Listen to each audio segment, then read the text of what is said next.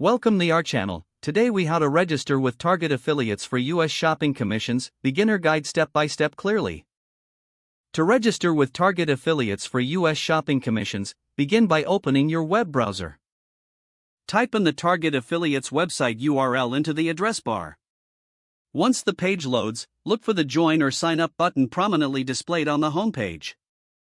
Click on the button to proceed to the registration page. You will be prompted to fill out a registration form. Enter your first and last name in the designated fields. Provide your email address, ensuring it's active and accessible. Create a secure password that meets the specified requirements. Next, enter your website URL or blog if you have one. If you do not have a website, you may be asked to provide alternative promotional methods, such as social media accounts. Complete any additional fields requesting information about your marketing methods and audience. Read through the terms and conditions thoroughly before proceeding. If you agree to the terms, check the box to indicate your acceptance. Once you've filled in all required information, click the Submit button.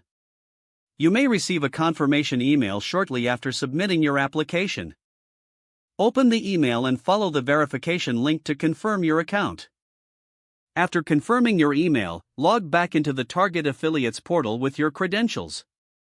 Once logged in, you'll have access to your affiliate dashboard.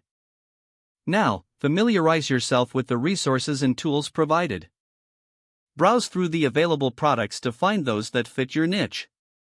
Create unique links for the products you wish to promote. Share these links on your website or social media platforms. Monitor your dashboard regularly to track your earnings and performance. Ultimately, you're now ready to start earning commissions through Target affiliates. If the page does not load, refresh the browser or try again in a private or incognito window. Make sure you are using the correct email address, then retype it carefully to avoid small typos. If your password is not accepted, use the reset option and create a new strong password you can remember.